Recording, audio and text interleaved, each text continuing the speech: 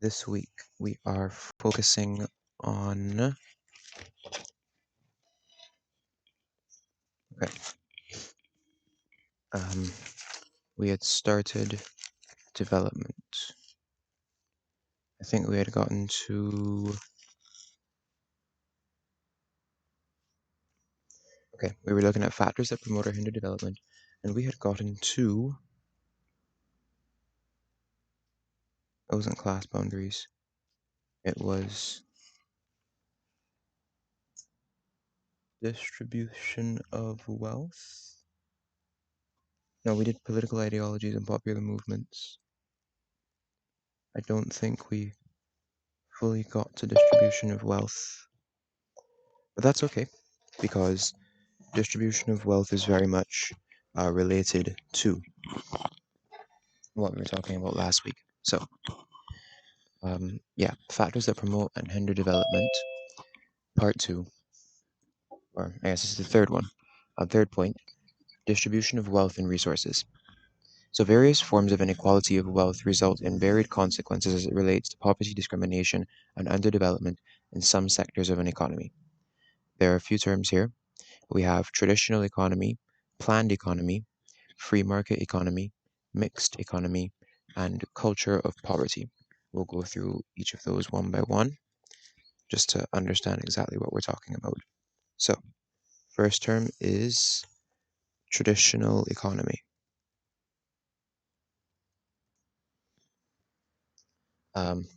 Right, so a traditional economy is an economy or an economic system that is based on customs and history. It's based on the way that people have done things. Um, and the way that people have done things in the past um, is a huge factor in a lot of the decisions that are made about the goods and the services that the economy produces, what it imports, what it exports, what it trades in domestically, and what it doesn't, and so on. Right. So that's traditional economy, and it seems pretty obvious, but the reason that it's defined as one of the key terms in this section is that it is in opposition to a planned economy. So a planned economy is one where it's also known as a command economy, but that doesn't really matter. The point is, they're not based on what has been done and the way that things have been done in the past. They are based on like, what do we have, what do we want to do. So it's kind of like again, it's making plans. It's not necessarily based on what we want in the future, but it's based on like economy-wide plans for production and the economic state of the society or the country. Um, so, in a just to give you an example to make this distinction clearer, in a traditional economy, um, if we have people who have fished and they live on the coast, then the coast becomes a fishing hub or a network of fishermen, and a fisheries industry develops on the coast. That's a traditional economy, and if that is promoted and upheld and sustained, then that's traditional economy shining through. If, for example, you say, okay, we are giving, we want to have a certain amount or percentage of tourism. We want to make a certain amount from tourism. We want to provide certain services to tourists. We want to provide certain real estate to particular business owners or foreign investors, or we want to house people in a particular area so that we can build something in another area. We will That's more of a planned economy. And so the coast might be, instead of just where the fishermen live because they're fishermen, and so the coast develops into a fisheries economy, what you have is the real estate on the coast being given to foreign investors or hoteliers or people being reallocated from the coastal areas into more urban or suburban government designed um, like housing developments and um, you know population or repopulation efforts and initiatives and so on. That's a planned economy. So traditional economy you might think of as built from the ground up or from the bottom up, um, being established as a result of what people do and how they have done it and what they have built. Whereas a planned economy or command economy um, is established from the top down, where the government decides what they want and they have like these outcomes or initiatives that they want to aim for, and then things are implemented to satisfy the desired outcomes or the economic plans or policies. Next term, free market economy. It's a simple concept. The idea is that the okay, the idea is that the economy or the market should be um, unregulated, or regulation should not be done by, for example, the government or the some sort of like authority. The In a free market economy, the idea is that supply and demand should regulate production and labor, not government intervention. So the price of a loaf of bread should rely on how many people are producing bread and how many people want the bread. No government should ever say, okay, you're not allowed to sell bread for this high a price, or you're not allowed to undercut your competitors by X percentage or Y percentage. Um, a free market economy is generally against the idea of taxes, and this is the capitalism thing that we were talking about before. So taxation is heavily related to um, more socialist ideas rather than more capitalist ideas, because in a capitalist system or in a free market economy system, and those two are very closely related. So if you hear me use capitalism and free market economy or free market interchangeably, it's because those two are so philosophically and socially connected. If you want good roads or good schools or electricity or water being pumped to your home, um, let the market decide is the idea.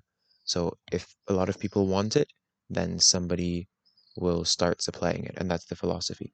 And you know, if a lot of people want it and only one company is supplying it, then that company is free to set their prices at whatever they want.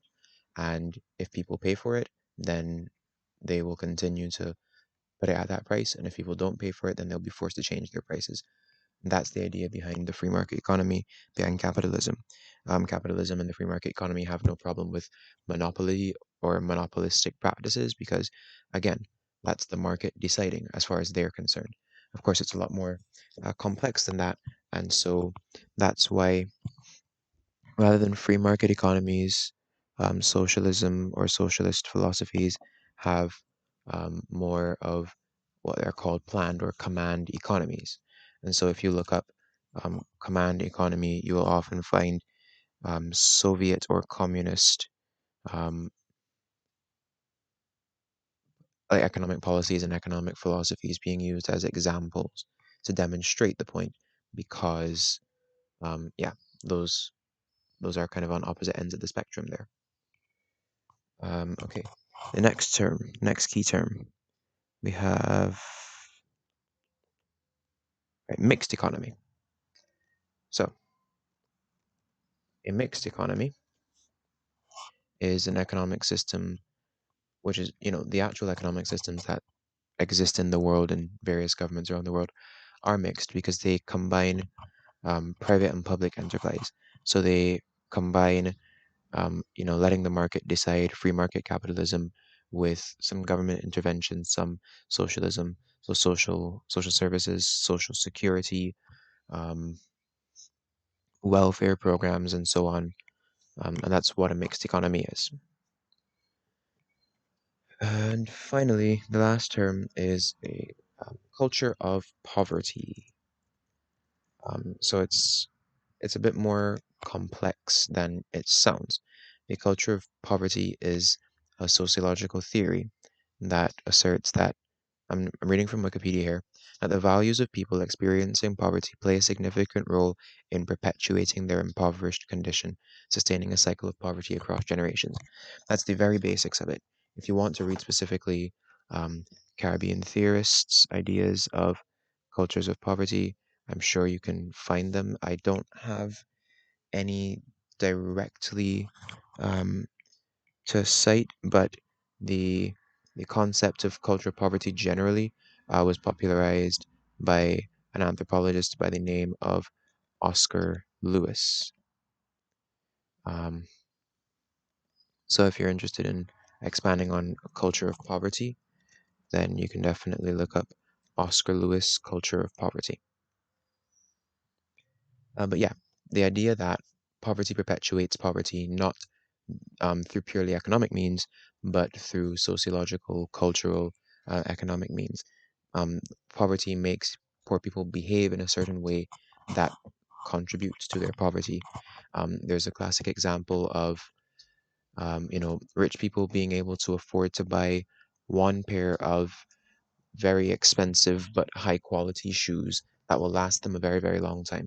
Whereas poor people not being able to afford all of that money to spend on a pair of shoes at once are forced to buy cheaper, less expensive, more affordable, immediately shoes, but that only last them like, a few months or a year. And so they have to be buying a new pair of cheap shoes every year rather than buying the one pair of expensive, high quality, long lasting shoes that will last them, let's say, 5 years. And so in the end, the poor person ends up spending more money than the rich person.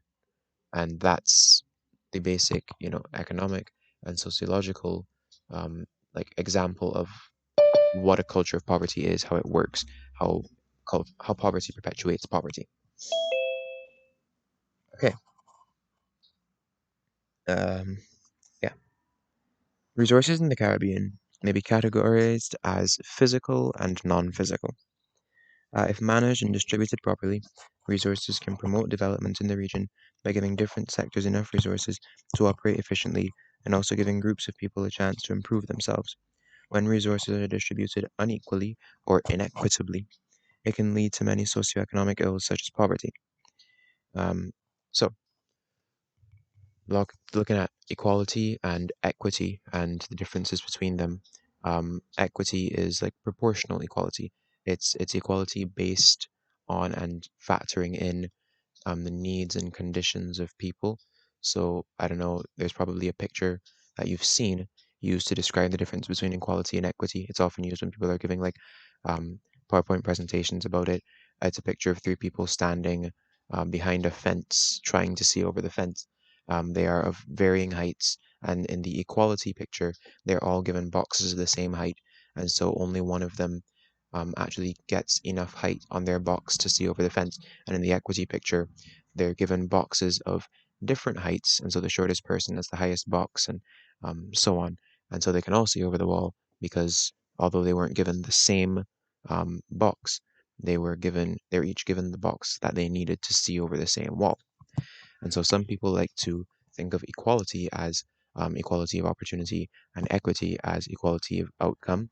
And a lot of people have a lot of ideas on um, the moral value of equity and focusing on equality of outcome rather than equality of opportunity. Should things be meritocracy? What is the moral value of welfare and social security and governmental intervention and government support for impoverished people, taxation, should it be proportional, and so on. A lot of people have a lot of different thoughts on that, and I think we do get a little bit more into those later on. We are going to talk about welfare and people's views on it. Um, for right now, we're going to look at, again, the same structure that we had last week, where we're looking at contributes to development and hinders development. So the question here is, how does the equitable distribution of wealth and resources contribute to development? And then we'll look at how it hinders development. So all sectors receiving a fair share of the national income, that's one point. So you can build, for example, more schools, get better equipment in the hospitals, um, the roads will be better quality, and so on and so on. Um, and the next point is that the workforce will become more skilled due to more investment in educational programs. So, a more equitable distribution of resources leads to greater and more equitable and more accessible investment in education and training and skills development. And so it leads to a more skillful or a more highly skilled workforce. Um, right. So now we're looking at how it hinders development. It says certain groups of people unfairly benefit from the distribution of wealth and resources. So the idea is that, in theory, you know, equitable distribution of resources, social security, welfare, governmental support, what these do is allow lazy people to coast and to benefit from the work of industrious or hardworking people. Wealth in certain sectors of the economy would occur, while other sectors would become underdeveloped.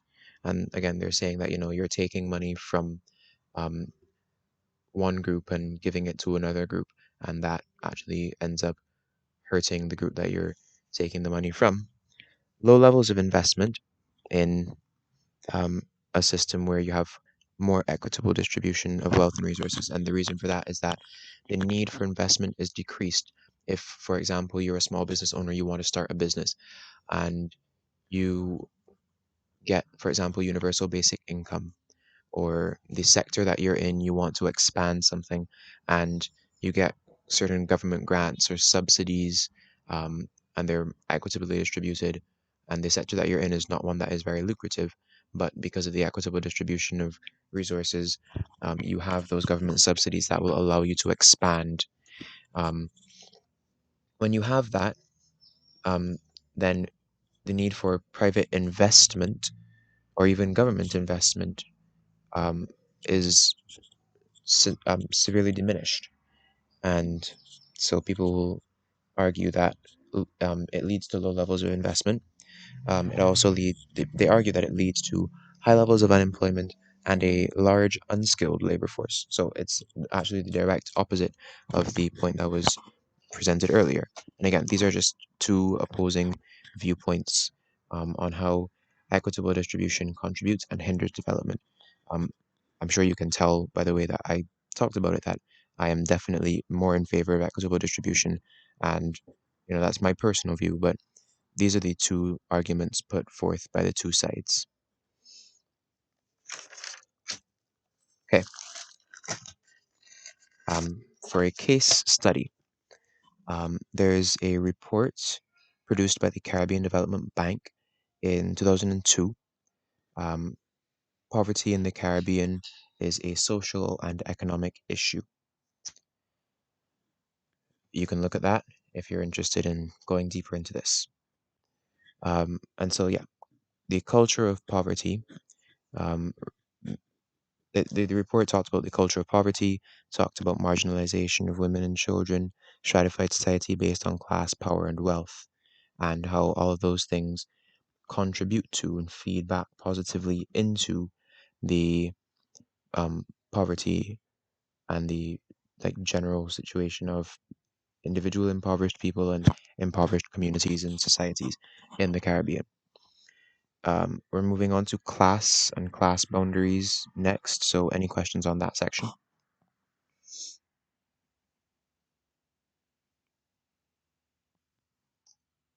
If not, okay, yeah, if you have them, type them in the chat or raise your hand or interrupt me anytime. But we'll move on. Class and class boundaries. There are various factors that determine position in society. Um, and so we're going to look here at two main key terms, ascribed factors and achieved factors, or ascription and achievement. And these are very simple. Ascribed factors are factors or aspects of a person or a group of persons or a society or any sort of, not necessarily a group, like a social group or community, but a demographic group, a class, a category of people that are ascribed to them it's fairly self-explanatory, by, for example, some authority or um, influential entity. So, just for an example of this, is an easily accessible example, and it's one that is off the top of my head. There are examples closer to home, but this is one very prominent one that stands out to me. Ascribed factors. The US government has policies in place that allow for banks to make discriminatory judgment calls, and not discrimination in like the exclusionary or negative way, but simply discrimination in terms of choosing and discerning. They allow them to make discriminatory judgment calls on who is a safe person to make a loan to, and who is, a person that we want to give a loan to. How much are we willing to loan you? And that's based on some socioeconomic factors. And there's a practice called redlining, which is a policy and a practice by which banks can make it harder for Black people in the United States to get um, homes or loans to, buy a house, in particular areas, especially. Segregation of the races in the United States, the history of that is quite readily available and quite vast, in terms of what it covers.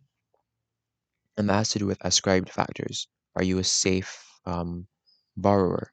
Um, for example, race is an ascribed factor.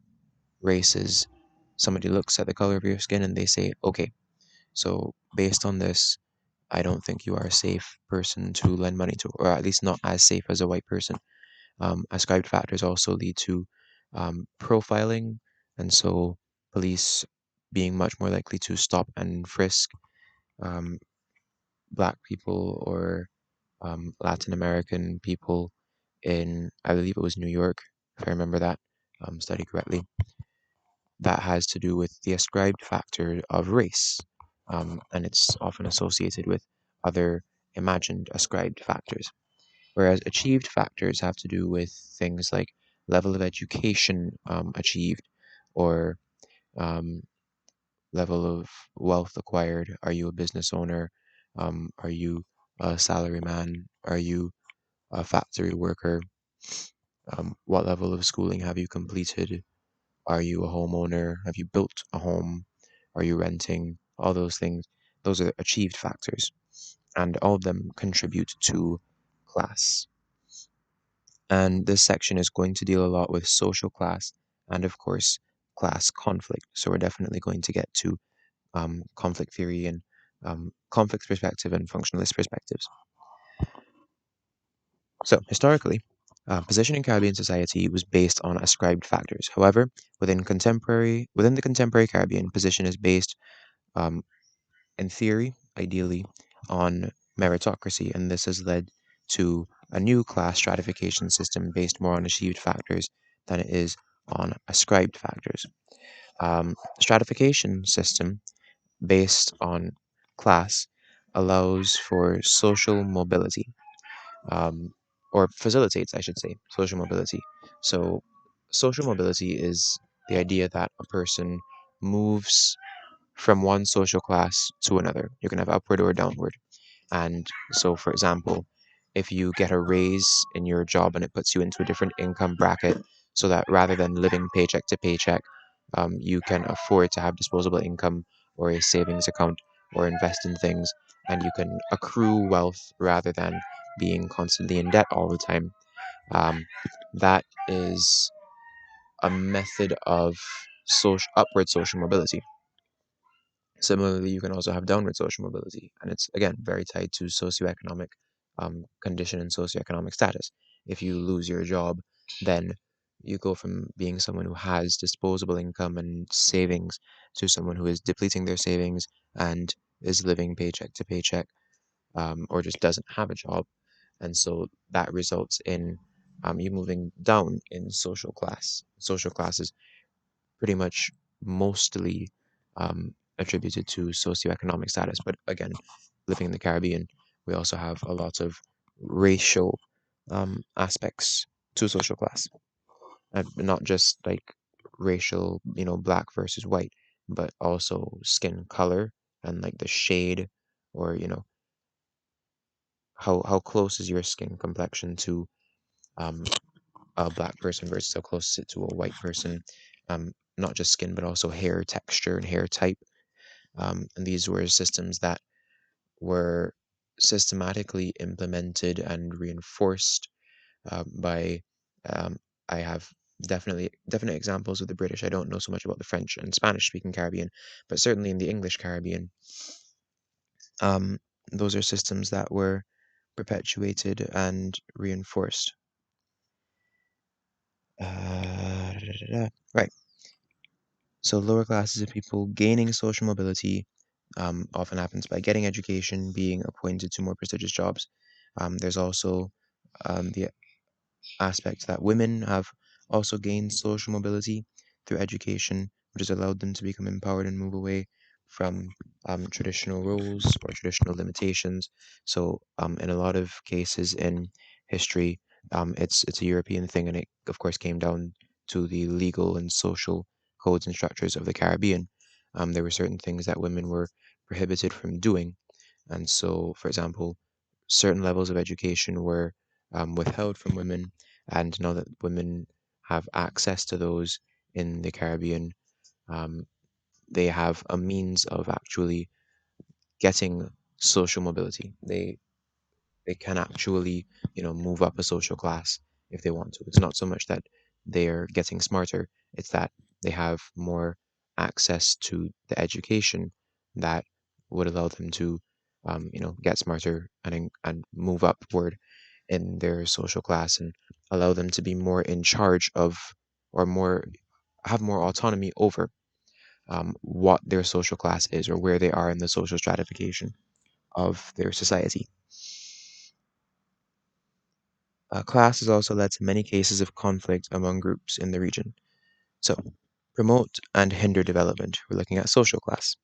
How does social class promote development? One, education is the main reason for upward social mobility. It results in social class, um, and upward social mobility at least can lead to less dependence on welfare, and money can instead go to education, healthcare, national security, and so on. Education skills and qualifications give, for example, women or other historically marginalized groups opportunities in society. And now we're going to look at how social class hinders development. So, one, the bourgeoisie exploits the proletariat. We've covered that in classes previously. The bourgeoisie is the producer class who controls the means of production and its distribution, and the proletariat is the consumer class who works for the bourgeoisie and is characteristically exploited by them. Stratification um, induces inequality in society, and class conflicts tend to be the norm.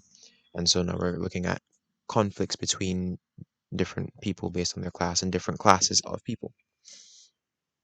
Changing class boundaries have led to social exclusion of some groups, for example, the exclusion of Amerindians in Belize, or the exclusion of um, practitioners of Caribbean or African affiliated religions in the Caribbean, like Rastafarians and spiritual Baptists in um, Caribbean islands that we are familiar with.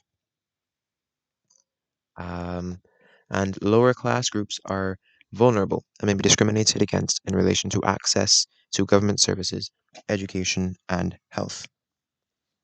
Again, class being so connected to socioeconomic status, it makes lower, groups in lower classes more vulnerable to exploitation, manipulation. They have less consumer protections, less employee protections, less protections in terms of their living situations, and their financial stability. When it comes to, for example, financial institutions like the banks and the redlining and the segregationist policies, all those that we talked about, it makes lower class groups vulnerable, vulnerable to discrimination and vulnerable to exploitation, of course, by the bourgeoisie. Any questions there? again, put them in the chat or raise your hand because we're moving on to disasters, natural and man-made disasters. So the main idea here is that we want to distinguish between a hazard and a disaster, and I think we have touched on this before. So a hazard is a situation or phenomenon which has the potential to become dangerous or destructive or harmful, become a disaster. So a hazard, for example, is um, it's hurricane season. There's areas of low pressure clashing with areas of high pressure, or you know, we live in an archipelago of volcanic islands, and so those volcanoes are themselves natural hazards. They're not natural disasters yet. The natural disaster is the realization or the manifestation of the natural hazard. When an actual hurricane comes, hurricane season goes from it goes from the natural hazard that is the hurricane season to the natural disaster that is the hurricane. Or when the volcano erupts, it goes from the natural hazard of we live on an island that is basically just a volcano to the natural disaster of that volcano is now actually erupting. Yes, the hazard is the potential. It's specifically the phenomenon that um, creates the potential for the disaster. So having a volcano on your island is a hazard. The volcano erupting is a disaster. Being, for example, in the areas of the Caribbean that are, let's say, north, like Barbados and upward, or northward, I should say, means that you have that hazard of being in the hurricane, the area where hurricanes are likely to hit. The hurricane actually coming and hitting you is the natural disaster. Being on a fault line, um, a tectonic fault line is a natural hazard.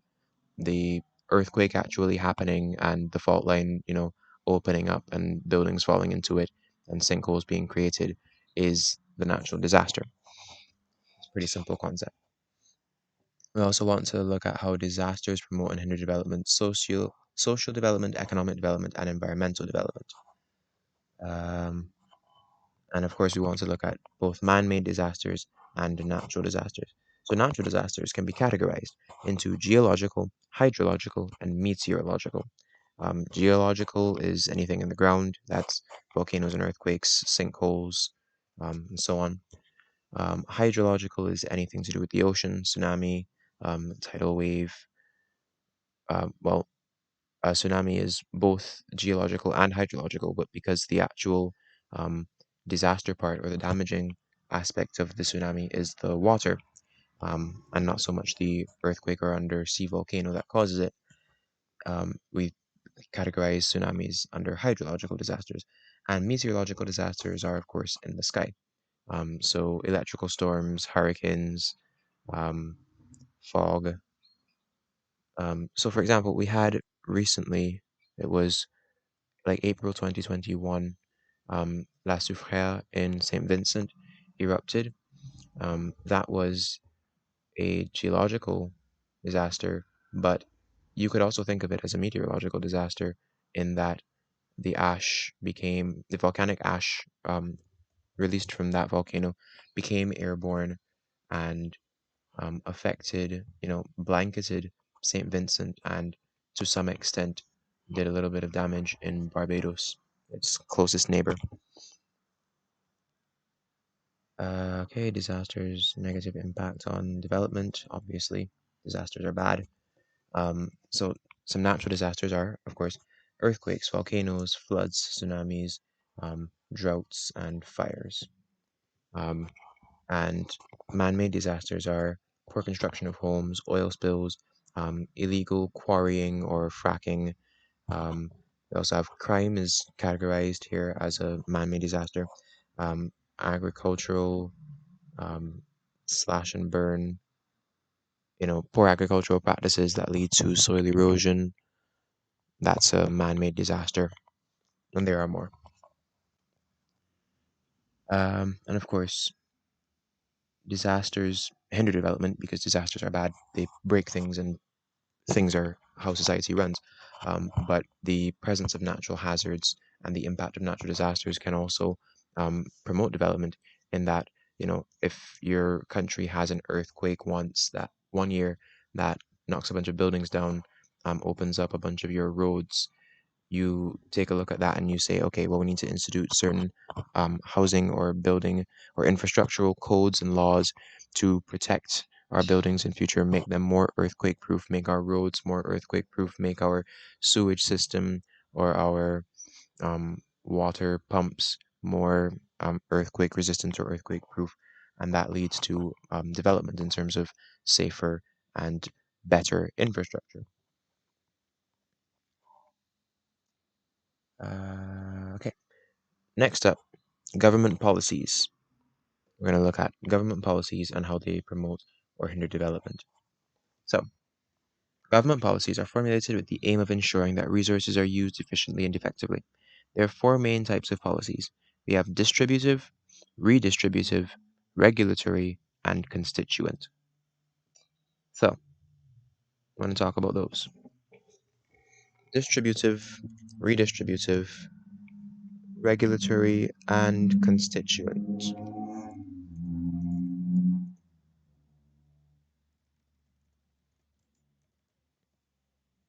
Okay, a distributive policy is one that, you know, it's distributing a resource. Um, it benefits or is meant to benefit a specific segment of society. So, for example, public assistance and welfare programs, adult education programs, food relief, social insurance, social security, welfare. Those are distributive policies. Redistributive policies share the wealth and income of one group with another. Um, so yeah, that's fairly self-explanatory. It's a distributive policy, but it's about the resources, the benefit is already in society. We're just moving it from one place to another. And regulatory policies, of course, have to do with the rules, the laws, government's regulations.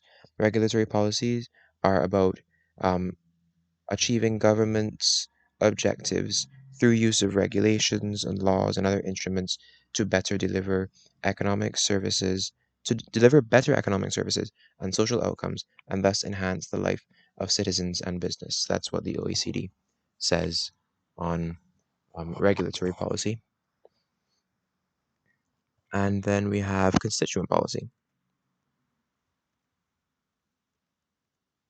Constituent policy is they create executive power entities or deal with laws.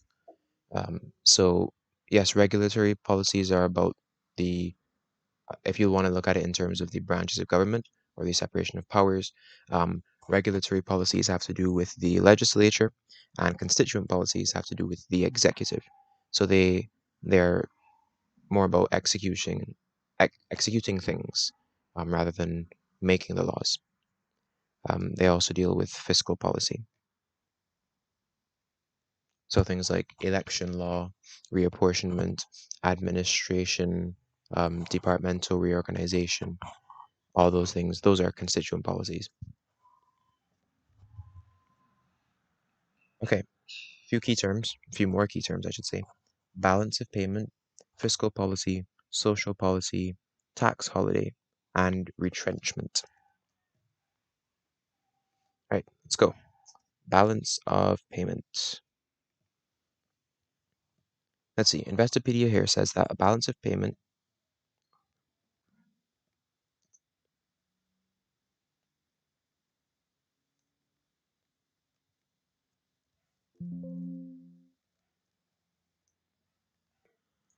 right.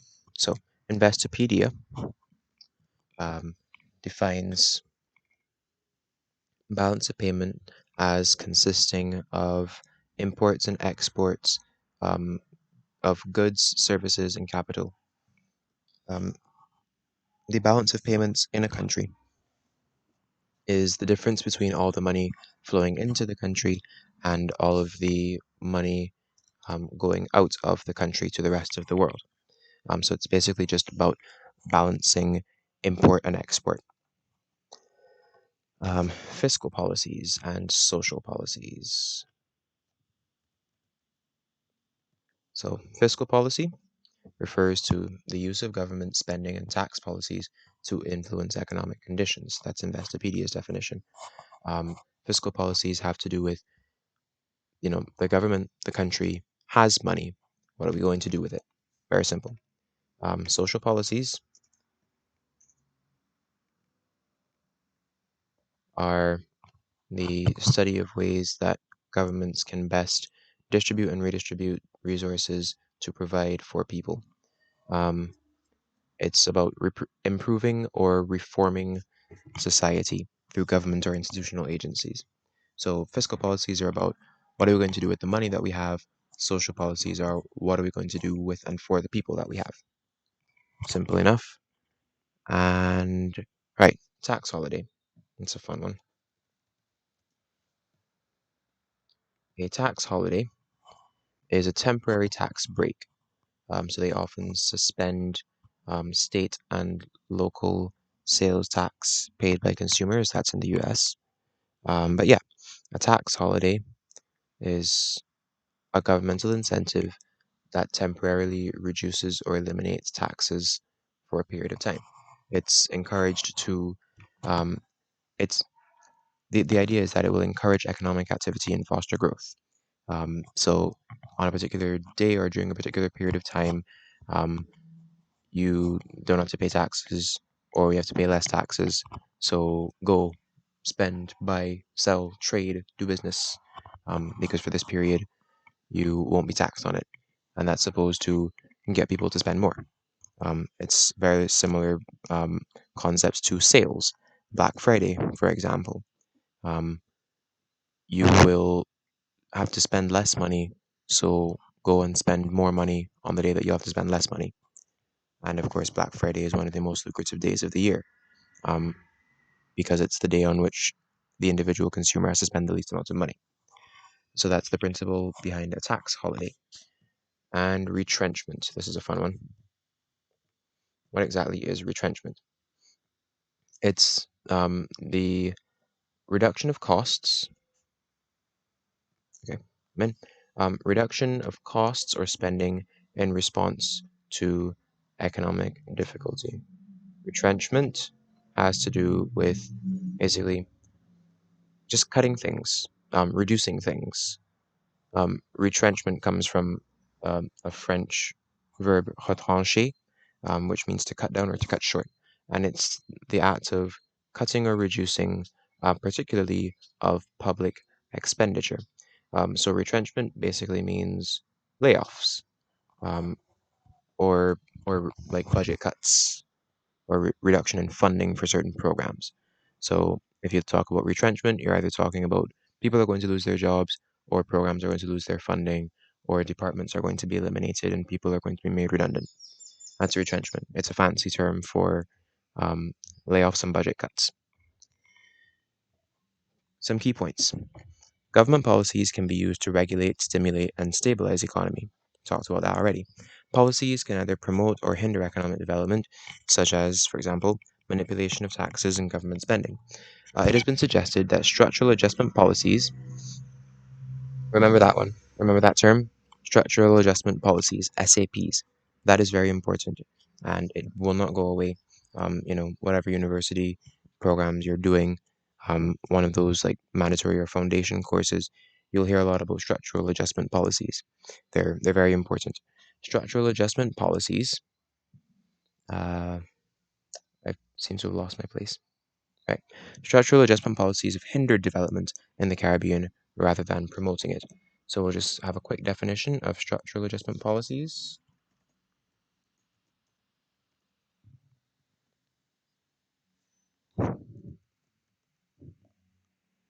or structural adjustment program. Um, they are economic policies for developing companies promoted by the World Bank and the IMF.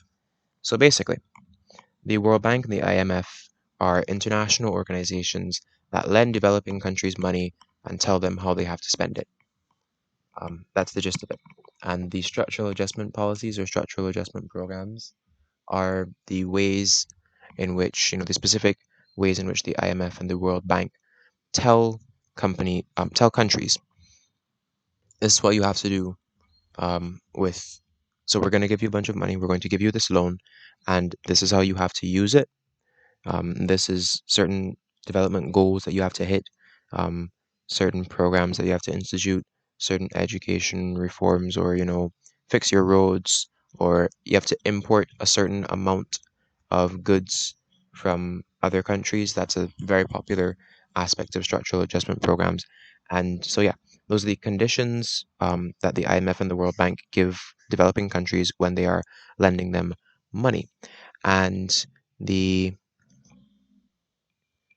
the idea, of course, here is that structural adjustment policies have hindered development in the Caribbean rather than promoting it, which is pretty obvious because if these international organizations with interests outside of the Caribbean and in developing countries and large billion-dollar or trillion-dollar multinational corporations are the ones telling Caribbean governments how they should spend their money, rather than Caribbean governments having domestic, locally interested solutions and policies for their own finances, then you're going to have situations where Caribbean governments are doing things that are not benefiting Caribbean people. They're not benefiting, for example, Caribbean farmers or the people who need to eat food in the Caribbean. Because the structural adjustment programs require you to import a certain amount and limit what you can export or heavily regulate what you can export and what you can produce and so on. So I don't really know how anyone could say that structural adjustment policies actually promote development in the Caribbean. But of course, everything is about money. And so if these structural adjustment programs come with a lot of money from the IMF, people are going to say, well, yeah, this is a good thing. This promotes development. But of course, sustainably um, uh, from a sustainability point of view, structural adjustment programs, they don't have the best interests of the developing countries that the IMF is lending money to at heart. And so they're highly problematic and they don't benefit. Okay, I think that's the last of the key terms for this part. Now we're going to look at promote and hinder development, same as we did for the others. So, policies that promote development. Fiscal policies of increased taxation for governments to gain revenue to improve infrastructure and social services. Another one, attracting invest policies that aim to attract investors and stimulate growth. That's quite vague, but attracting investors is a more specific focus of economic policies. Uh, Next one. Right. So governments may provide incentives such as tax holidays to businesses and not just like, one day a year or a particular period of time, but the entire country or territory becomes a tax haven. And that's another problem that is particularly um, unique to smaller than developing states. And, that's the majority of the Caribbean. So, yeah, we certainly know a thing or two about tax havens, which is where a government of a smaller than developing state or just any developing country like a Caribbean island says to a large multinational corporation, um, those taxes that you are being charged by your government in the place where you set up, if you establish your company here in this developing country, we will not tax you nearly as much and you will get to keep your money. And so, of course, it leads to situations where multinational corporations use smaller than developing states for money laundering and evading tax in the markets that they're actually doing the business in, by using the legal loopholes that allow for smaller than developing states to become tax havens. Um, and again, this is listed as a thing that promotes development because the idea is that it gets more money um, flowing into the Caribbean, and that's a good thing. And it. Oh, okay. Next one is provision of equal opportunities or equitable opportunities, social interventions, and education about the values of societal institutions. Um, and those again we're talking about policies, so these are policies that provide opportunities, social interventions, and education about the values of societal institutions. We also have policies that create public workforces which better understand the promotion of economic, human, and sustainable development. So policies that lead to a large healthy, vibrant public workforce, promote development in the region. And now for policies that hinder development. Welfare policies, again, by some people, are considered to be a strain on the economy because government loses out on revenue um, because these people who are living off of welfare are taking from the government more than they contribute. Of course, it's a very short-sighted and overall missing the point view of welfare and social services. It's about providing a level of basic um, income, basic allowance for people to live their lives um, for society, and the benefits might not be immediate. And if you look at it cynically, you might say, well, yeah, people are going to abuse this, people are going to be lazy, people are going to live off of welfare, and so they're just going to take from and not contribute to. But of course, in the long term, people having that stability and that safety net and being able to take from without worrying about fulfilling their basic physiological and safety needs will allow them to eventually contribute to. And then the needs that they will be focused on satisfying are their community needs and their esteem needs, which will lead to them being producers, getting promoted, going on to higher levels of education and achieving upward social mobility and innovating rather than simply stagnating in the society and in the systems and in the structures that currently exist. Next, government tends to lose out on revenue when multinational corporations are exempted from taxes or are given tax holidays. Also, governments tend to lose out on revenue when multinational corporations are the ones who are allowed to control sectors in the region, when they are allowed to um, insert themselves into domestic or local markets. And like we talked about, I think it was last week or the week before, the practice of dumping, where companies, flood the market of a foreign economy with a product, undercut all the local producers, create a monopoly, and then drive back up the prices so that they are profiting in a monopolistic way in a foreign economy. Um, but yeah, the whole multinational corporations being allowed to use smaller and developing states like the Caribbean as tax havens is a serious problem, and it's a problem that definitely does hinder the development of the Caribbean region because it stops us from having autonomy, and can that does lead to a lack of national identity, a lack of economic self-sufficiency and self-direction. It's problematic for lots of reasons, of course. Is that all on government policies? It is. Okay. So next week we're going to look at technology, global factors like globalization, and tourism.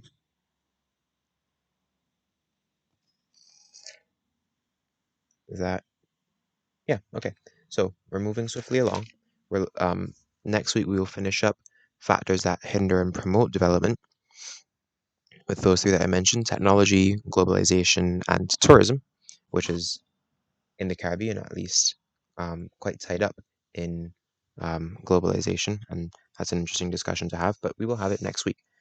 Any questions before we close our session for today?